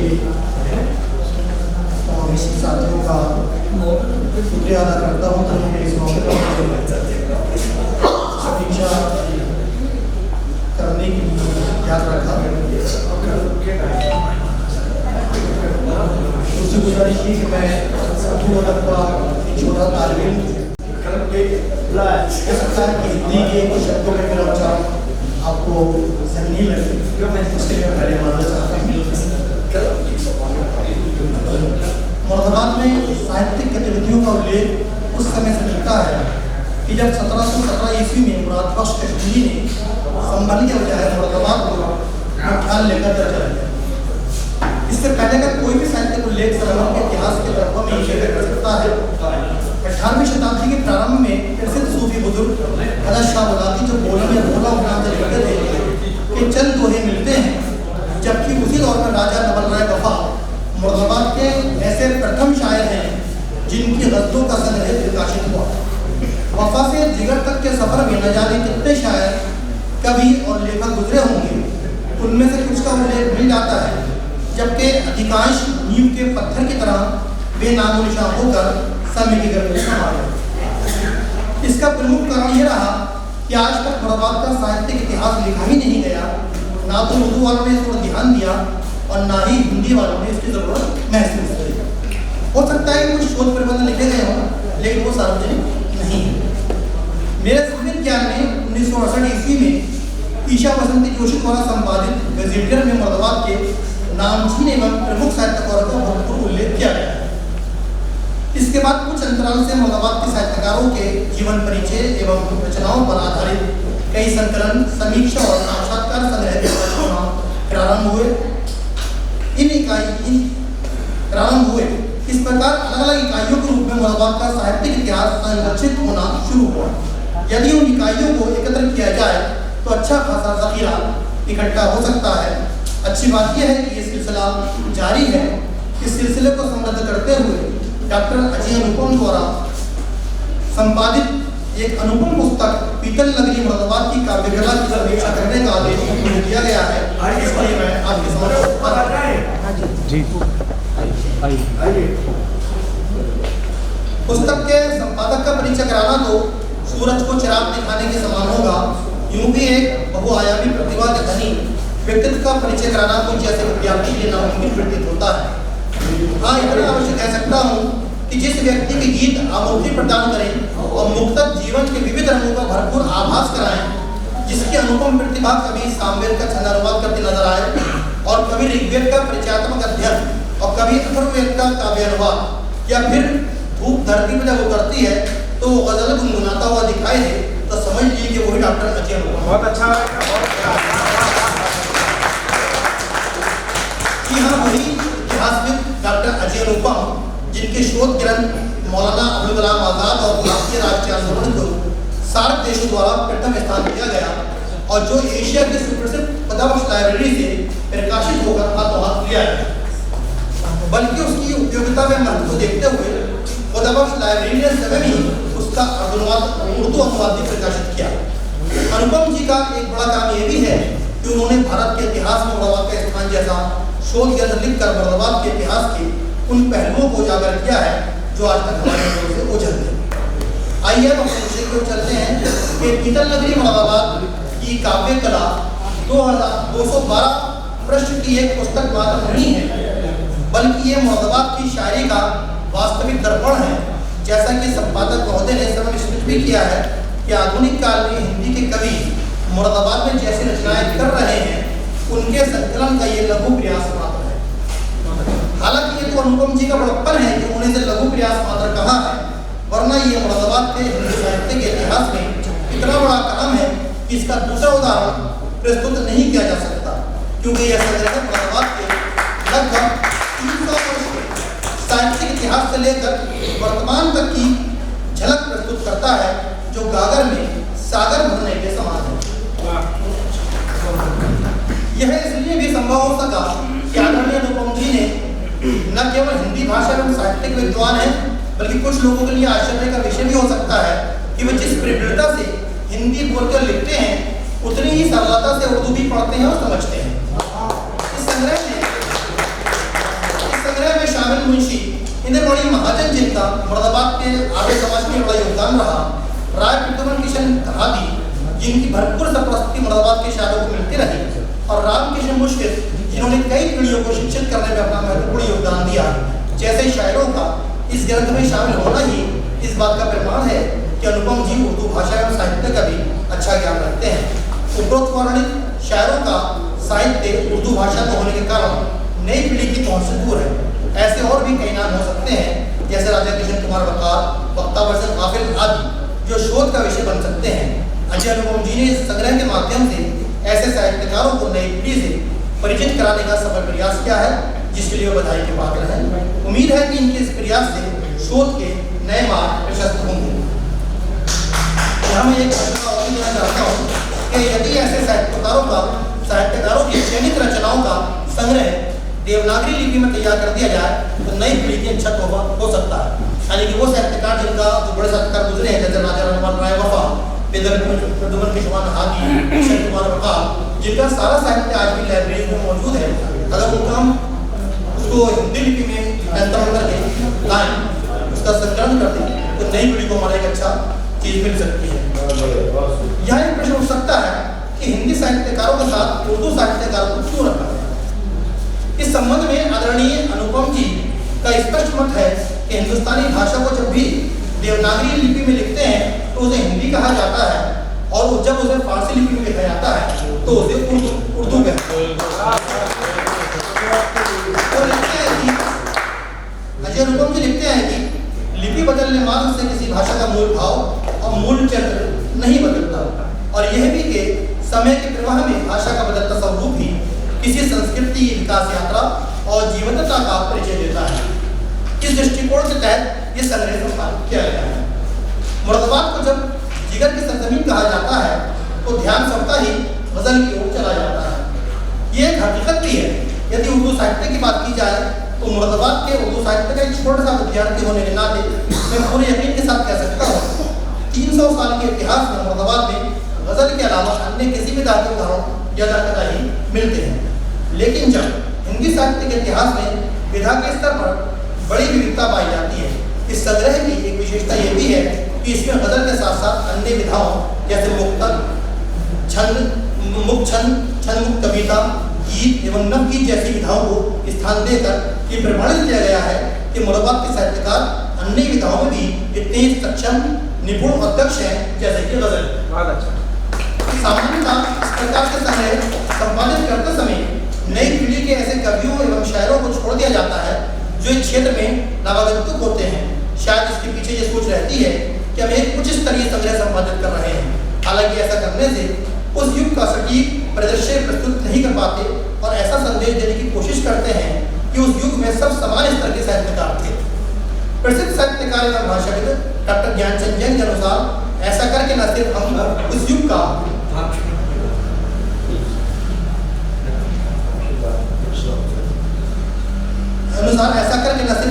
उस युग का वास्तविक साहित्यिक परिदृश्य बदल देते हैं, बल्कि कुछ लोगों के साथ अन्याय भी कर बैठते हैं। प्रस्तुत संग्रह में इस बात का विशेष ध्यान रखते हुए हर स्तर के रचनाकारों को स्थान दिया गया है। मुझे इंजन ने इस पुस्तक को मुरादाबाद के साहित्य का वास्तविक दर्पण इसी अर्थ में कहा है कि सामान्यतः जब इस प्रकार की पुस्तकें संपादित की जाती हैं तो क्राइटेरिया निर्धारित कर लिया जाता है कि अमुक विधा या अमुक व्यक्ति पर लिखना है, उसे शामिल करना है, उसे नहीं करना है, इस भाषा को महत्व देना है, उस भाषा को स्थान नहीं देना है, इस आयु वर्ग को शामिल करना है और उस आयु वर्ग को छोड़ देना है, आदि बहुत सी बातें हैं जो संपादक के मन मस्तिष्क में रहती हैं। परंतु इस पुस्तक का अध्ययन करने पर ज्ञात होता है कि संपादक ने कोई क्राइटेरिया निर्धारित नहीं करते हुए हर स्तर के रचनाकार को स्थान देने की कोशिश की है। परिणाम स्वरूप अतीत से वर्तमान तक का वास्तविक परिदृश्य हमारे सामने आ जाता है। इस संग्रह की सबसे बड़ी विशेषता यही है जो इसे पूर्व में प्रकाशित समस्त पुस्तकों से अलग महत्व प्रदान करती है। पुस्तक में रचनाकारों को उनके वास्तविक या संभावित जन्मतिथि के अनुसार कालक्रम में रखा गया है, लेकिन जन्मतिथि का उल्लेख न होने के कारण ऐसा प्रतीत होता है कि नामों में कोई क्रम निर्धारित नहीं किया गया है। पुस्तक को 3 भागों में विभक्त किया गया है। प्रथम भाग में विरासत जगमगाती है शीर्षक के अंतर्गत 54 दिवंगत रचनाकार शामिल हैं, जिनमें से 23 शायर और 31 कवि हैं। दूसरे भाग सफर में साथ साथ है शीर्षक से ही विषय स्पष्ट है। इसमें 39 रचनाकार शामिल हैं, 22 शायर और 17 कवि। इनमें ताबिश हैदरी, हैरत मुरादाबादी, शचीन्द्र भटनागर, विजय त्यागी, शाह मुरादाबादी, डॉक्टर विष्णु अवतार जेमनी, गगन भारती, मुनीर लहरा मीना नकवी, जावेद रशीद आमिर ऐसे रचनाकार भी शामिल हैं जो दिवंगत हो चुके हैं। संभवतः जिस समय इस पुस्तक की डाक में डाली गई तो वो है आपके। तीसरा भाग उजाले और भी हैं।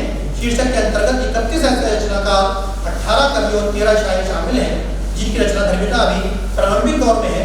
हालांकि इनमें से कई नाम ऐसे भी हैं जो सृजनशीलता में किसी मंझे हुए रचनाकार से कम नहीं है। इस भाग में कुछ ऐसे नाम भी शामिल हो गए हैं जो दिवंगत हो चुके हैं और कुछ ऐसे हैं जिन्हें पुस्तक के दूसरे भाग में स्थान दिया जा सकता है। पुस्तक का समर्पण उन सबको जिन्होंने साहित्य की श्रीवृद्धि को साक्षी होकर देखा है, सब में नयापन प्रदर्शित करता है। आवरण कुछ देखने मात्र से ही पुस्तक की विषय वस्तु सामने आ जाती है। विशेषतः आवरण पर छपे चित्र पुस्तक के स्वरूप को स्पष्ट करते दिखाई पड़ते हैं। अपितु पुस्तक के शीर्षक पीतल नगरी मुरादाबाद की काव्य कला के साथ रामपुर रजा लाइब्रेरी एवं संग्रहालय का चित्र देखकर कुछ लोगों को हैरानी हो सकती है, लेकिन क्या ये हकीकत नहीं है कि रामपुर रजा लाइब्रेरी में साहित्यिक साधना किए बगैर मुरादाबाद का इतिहास लिखा जा सकता है? अंत में डॉक्टर ज्ञानचंद जैन के इस वाक्य पर मैं अपनी बात खत्म करना चाहूँगा कि हर मुहक्किक का फर्ज है कि बाद में आने वाले मुहक्किकीन और कारीन की सहूलत के लिए कुछ ऐसी किताबें लिख जाए जिन्हें मजीद तहकीक के माखज के तौर पर इस्तेमाल किया जा सके। अर्थात प्रत्येक शोधकर्ता का कर्तव्य है कि बाद में आने वाले शोधार्थियों और पाठकों की सुविधा के लिए कुछ ऐसी किताबें लिख जाए जिन्हें संदर्भ ग्रंथ के तौर पर इस्तेमाल किया जा सके। एक बार फिर बता देना चाहूँगा उन्होंने एक नहीं बल्कि अनेक ऐसी पुस्तकें साहित्य को दी हैं जो न केवल संदर्भ ग्रंथ के तौर पर इस्तेमाल होंगी, बल्कि भविष्य का कोई भी शोधार्थी जो मुरादाबाद के साहित्यिक इतिहास पर काम करना चाहेगा उन किताबों को नजरअंदाज करके आगे नहीं बढ़ सकता। इसी के साथ मैं अपनी बात को विराम देता हूँ। जय हिंद, जय भारत।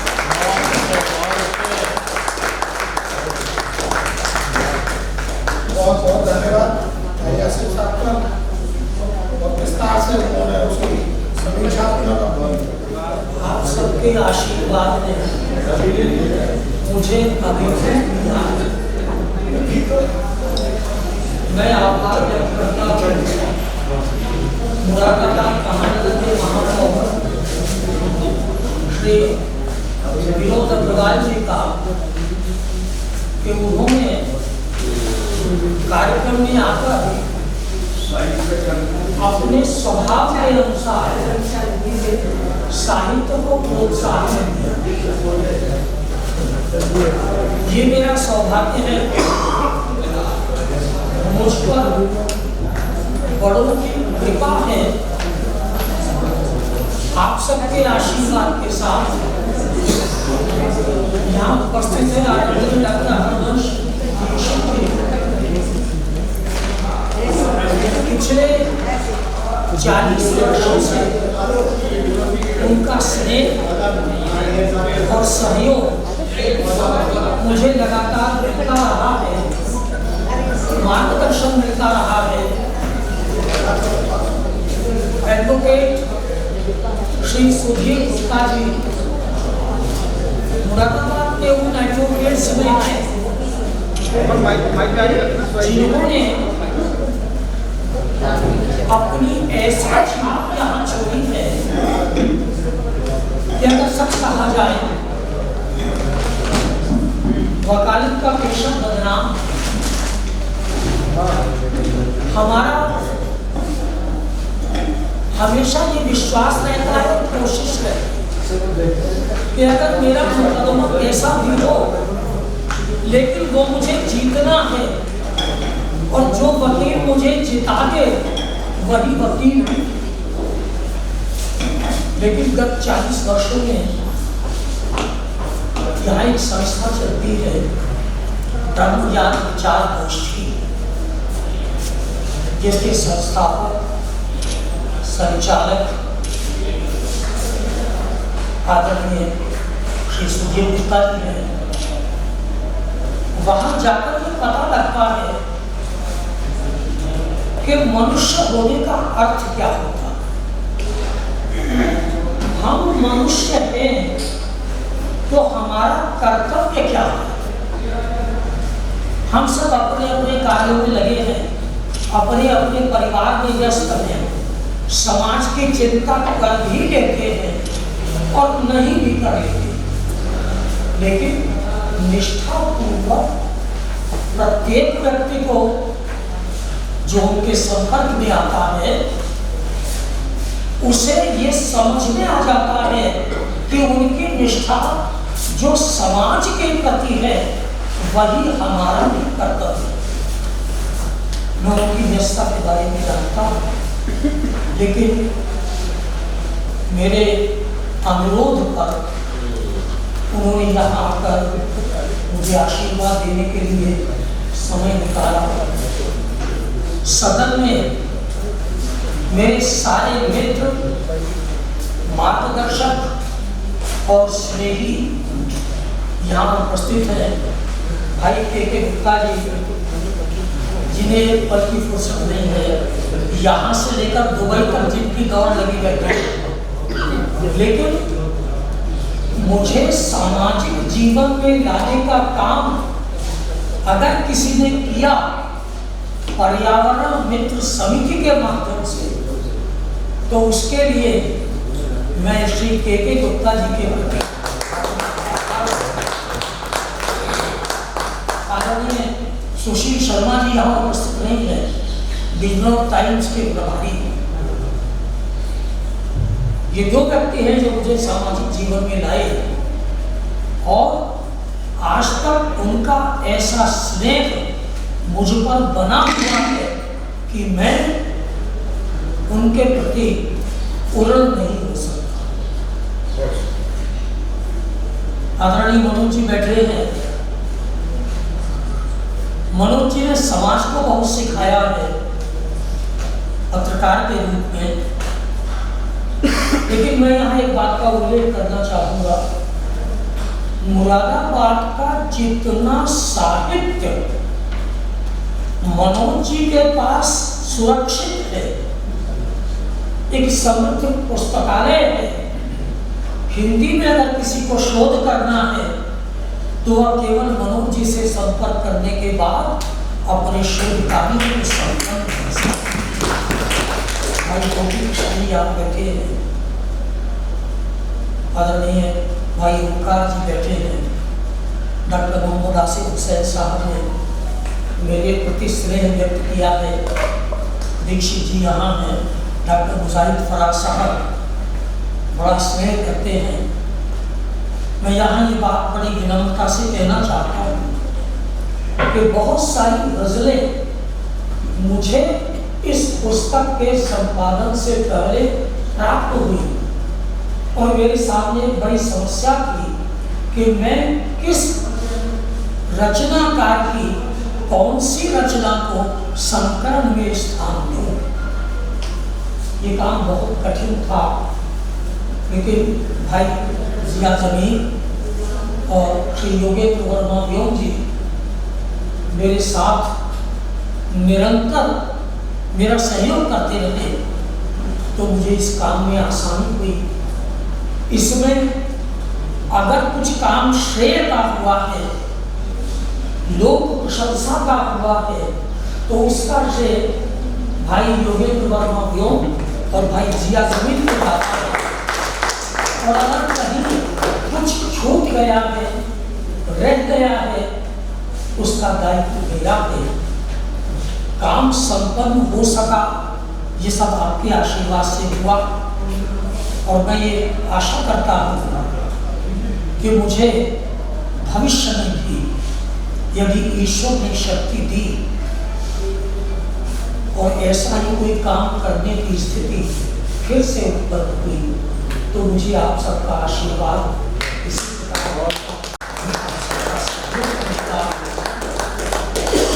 कहने के लिए मन में बहुत कुछ होता है, लेकिन ऐसे समय शब्द कम पड़ जाते हैं, भावनाएं उन पर अधिकार कर लेती हैं और हम ये नहीं जान पाते कि याकूब हमें क्या कहना चाहिए, किसके प्रति आभार व्यक्त करना चाहिए। मैं आपके प्रति सबके प्रति श्रद्धा से विनम्र हूँ कि आपने यहाँ इस कार्यक्रम की शोभा बनाई। नगर में इस कार्यक्रम के इसमें आकर के आशीर्वाद देने वाले बहुत सारे ऐसे लोग हैं जिनका लगातार टेलीफोन से सूचना संवाद मुझे प्राप्त हो रहा। आदरणीय महेश्वर तिवारी जी स्वास्थ्य संबंधी कारणों से यहाँ उपस्थित नहीं हो पाए और उन्होंने मुझे कहा है कि मेरा आशीर्वाद तुम्हारे साथ है। ऐसे कार्य जब भी नगर में होंगे मैं उनमें उपस्थित रहूँगा। उनका ये आशीर्वाद हम सबके काम करने की एक प्रेरणा बनता है। इन्हीं शब्दों के साथ मैं मनोज जी को क्या कहूँ, ऋग्वेद के जो एक प्रकार से सारांश प्रस्तुत करने की बात मैं स्वयं नहीं कर सकता, वो काम मनोज जी ने करके दिखाया है। उनकी विद्वत्ता को मैं सम्मान अपना स्नेह अभिव्यक्त करता हूँ। ओंकार सिंह बैठे हैं और सारे लोग जिन्होंने मुझ पर कृपा की है, मैं ये कामना करता हूँ। भाई नेपाल सिंह जी यहाँ आए हैं, पर्यावरण पर बहुत अच्छा काम कर रहे हैं। मैं ये कामना करता हूँ कि भविष्य में भी आपका सहयोग, आपका स्नेह और आपका आशीर्वाद मुझे मिलेगा। मैं आपके सबके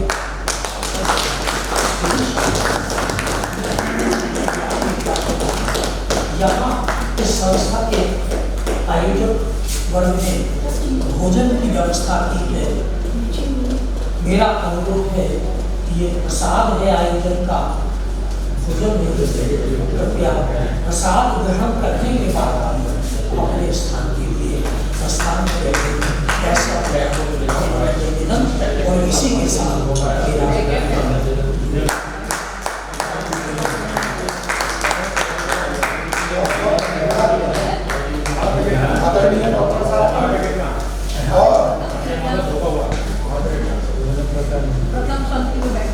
यहाँ पर कार्यक्रम में प्रथम पंक्ति में बैठने का नाम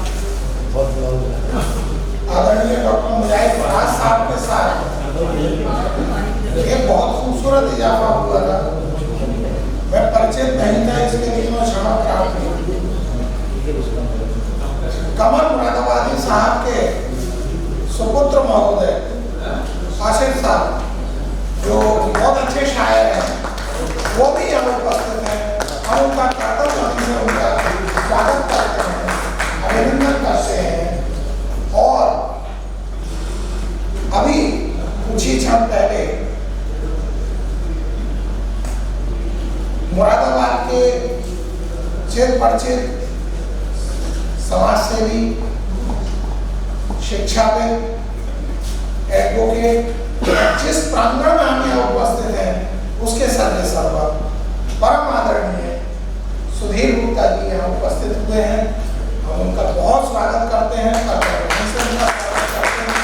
और मैं अर्थात अपने संस्था की ओर से अनुरोध करूंगा भाई अमर सक्सेना जी से कि वो उनको बैच लगा करके उनका स्वागत अभिनंदन करने का कष्ट करें।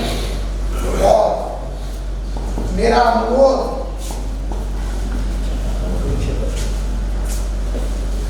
मंचस्थ विनोद लोहिया जैसे है, कृपया दो शब्द यहाँ कहने का कष्ट करें। आदरणीय विनोद लोहिया जी, दो शब्द बोल दीजिए। मेरा अनुरोध है आदरणीय श्री सुधीर गुप्ता जी से कि कृपया अपने दो शब्द यहाँ पर कहने का कष्ट करें। आदरणीय गुप्ता जी।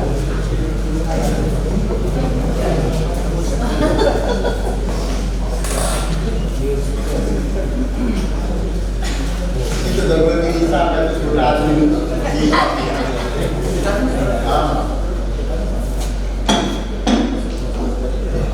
हमारे इस परिवार में आप लोग आए और यहाँ पर ये कार्यक्रम आयोजित आपने किया, इसके लिए मैं आप सबका धन्यवाद करता हूँ। ये हमारे लिए सौभाग्य का विषय है कि डॉक्टर अजय अनुपम जी को यहाँ पर उनकी पुस्तक के लिए सम्मानित किया गया। उनकी बात सुनी गई।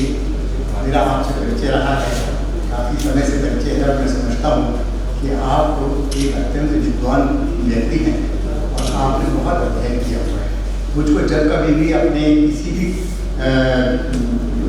भी चीज़ में कहीं प्रॉब्लम होती है तो मैं इनसे ही राय लेता हूँ। तो आपने ब्रह्मज्ञान विचार गोष्ठी की बात करी थी, तो मैं बस एक मिनट की बात कहना चाहूँगा। हमने ये सोचा था कि हम अपनी संस्कृति को भूलते चले जा रहे हैं। हमारी संस्कृति के बारे में, हमारे धर्म के बारे में कहीं पढ़ाया ही नहीं जाता। इस्लाम के बारे में स्कूलों में पढ़ाया जाता है, क्रिश्चियनिटी के बारे में स्कूलों में पढ़ाया जाता है, लेकिन हमारे संविधान में कुछ ऐसा प्राविधान बना दिया है कि अगर हम हिंदू धर्म पढ़ाएंगे, हिंदू संस्कृति पढ़ाएंगे तो वो कॉन्स्टिट्यूशन के खिलाफ है। कुछ इस तरीके का प्राविधान है जिसके खिलाफ हम आवाज उठा रहे हैं, बात कर रहे हैं, लेकिन कोई सुनने को तैयार नहीं है। आज की सरकार भी सुनने को तैयार नहीं। इसीलिए हमने ये सोचा था कि चलिए सरकार नहीं करती तो कोई बात नहीं, हम तो करेंगे। तो हमने अपने इसी संस्थान में MIT में इसको शुरू किया 2008 में।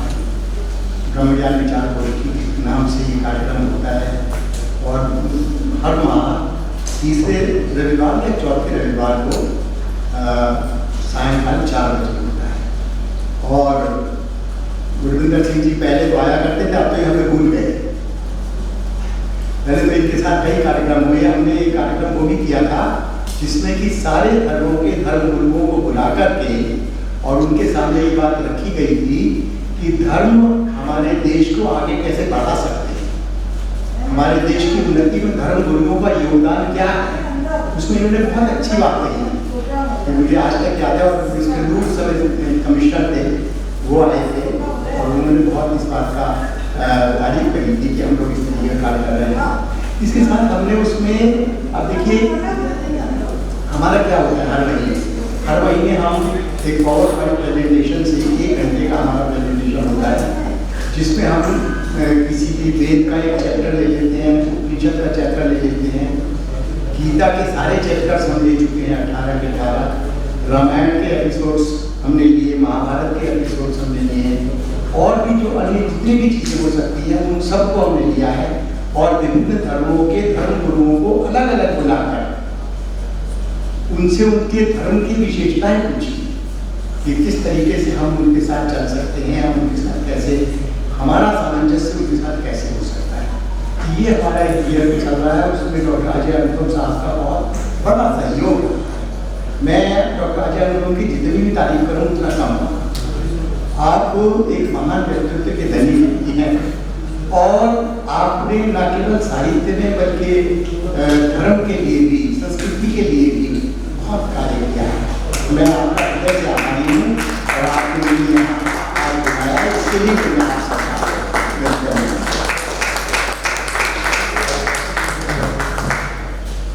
बहुत बहुत धन्यवाद।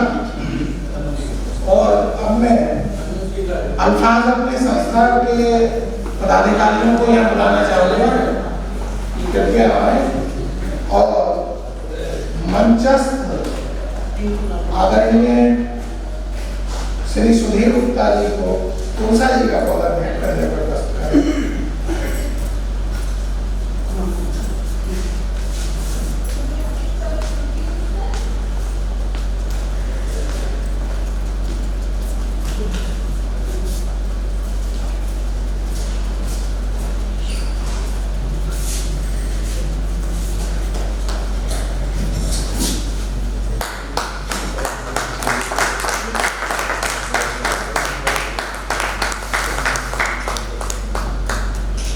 अब मेरा अनुरोध है कि आदरणीय विभोर लोहिया जी को, डॉक्टर अजय विभोर लोहिया जी को आप तुलसी जी का पौधा भेंट करने का करें।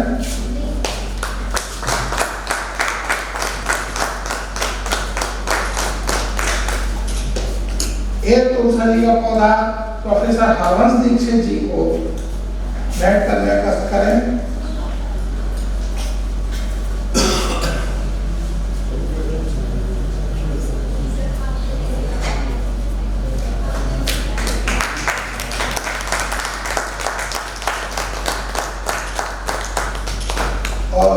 एक पौधा आदरणीय डॉक्टर अजय अनुपम जी को भेंट करने का कष्ट करें। आपसे बीच में आइए,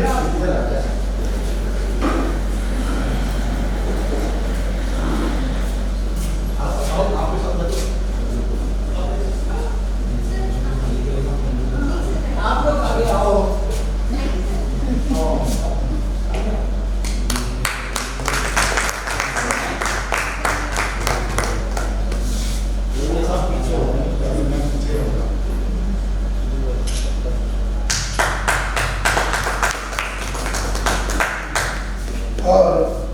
अब आभार अभिव्यक्ति की औपचारिकता के लिए मैं अनुरोध करूंगा अल्फाज अपने संस्था के अभिव्यक्ति जिसे कृपया आभार अभिव्यक्ति प्रस्तुत करने का कष्ट करें।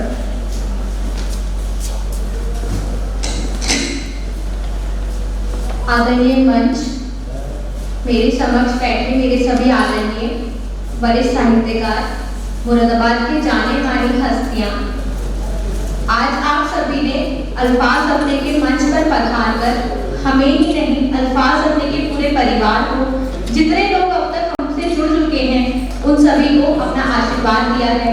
हम आशा करते हैं कि आप सभी का ये जो निरंतर हमें स्नेह और आशीर्वाद मिलता रहता है वो आगे इसी तरह मिलता रहेगा, और हम आपके मार्गदर्शन में आगे साहित्य की यात्रा पूरी करते रहेंगे। चार पंक्तियां स्वलेखे अल्फाज के मन से आप तक कहना चाहती हूँ। अल्फाज महफिल में स्वागत है आपका, तहे दिल से ये आभार है आपका। अल्फाज महफिल में स्वागत है आपका, तहे दिल से ये आभार है आपका। आपने बढ़ाई है इस महफिल की गरिमा, आपने बढ़ाई है इस महफिल की गरिमा। आप अल्फाज के हैं और ये अल्फाज है आपका, आप अल्फाज के हैं और ये अल्फाज है आपका। इसी के साथ सर्वप्रथम डॉक्टर अजय अनुपम अंकल जी को बहुत बहुत बधाइयाँ देती हूँ उनकी दोनों कृतियों के लोकार्पण के लिए, और सौभाग्यशाली महसूस करते हैं हम सभी अल्फाज के सदस्य की हमें ये सौभाग्य मिला कि हम आपकी कृतियों का लोकार्पण अल्फाज अपने के मन से कर सकें। तो एक बार पुनः आपको हार्दिक बधाई एवं शुभकामनाएं।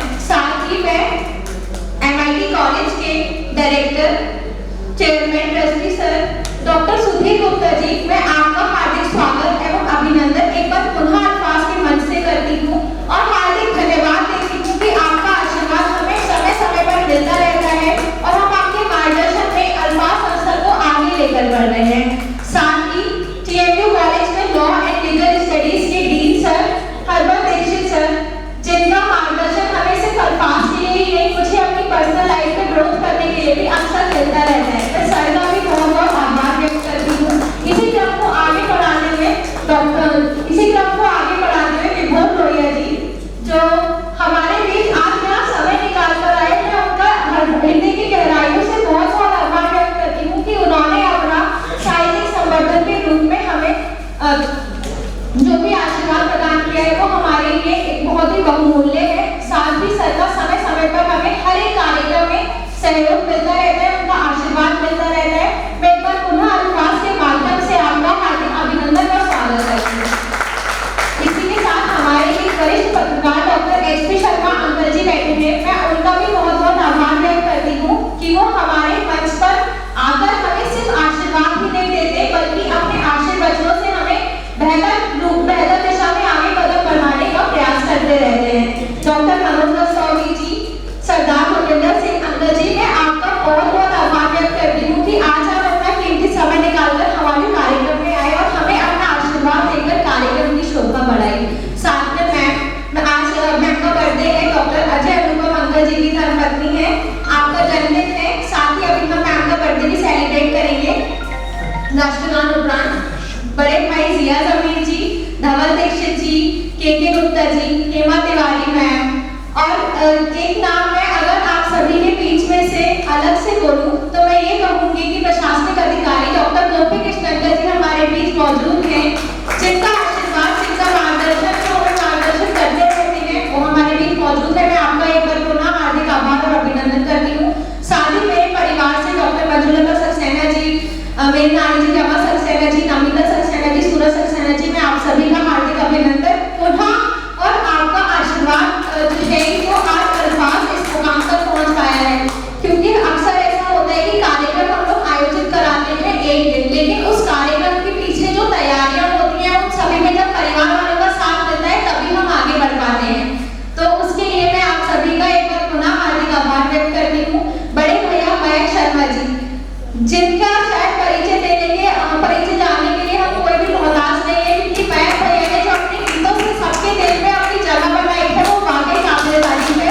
तो भैया का हार्दिक आभार व्यक्त करती हूँ। डॉक्टर आसिफ हुसैन जी, डॉक्टर मुजाहिद फराज जी, अजय, डॉक्टर ओमकार सिंह ओम जी, मैं आप सभी का, अंकल जी का, सभी बड़े साहित्यकार, साहित्य प्रेमियों का हार्दिक आभार व्यक्त करती हूँ। और इसके साथ ही पर्यावरण को सहेजने वाले हमारे बीच हमारे बड़े भैया नेपाल से मैं आपका भी हार्दिक आभार व्यक्त करती हूँ। पल्लवी भाटवा जी, वरिष्ठ समिति हमारे बीच मौजूद है, मैं आपका भी एक बार पुनः हार्दिक आभार व्यक्त करती हूँ। इसी के साथ कार्यक्रम समापन की ओर है और अब हम राष्ट्रगान उपरांत मैम का बर्थडे सेलिब्रेट करने के साथ अपने घर की ओर प्रस्थान करेंगे, लेकिन विराम नहीं, अल्प विराम लेंगे।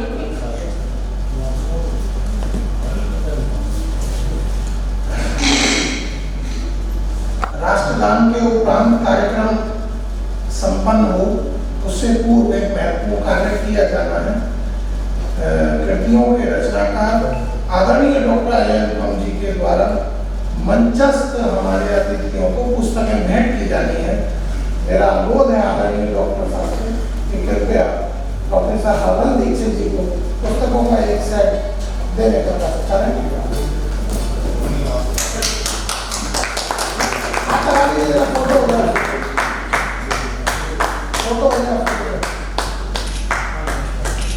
और मेरा अनुरोध है एक सेट आदरणीय विभोर लोहिया जी को, अच्छा एक सेट आदरणीय श्री सुधीर गुप्ता जी को,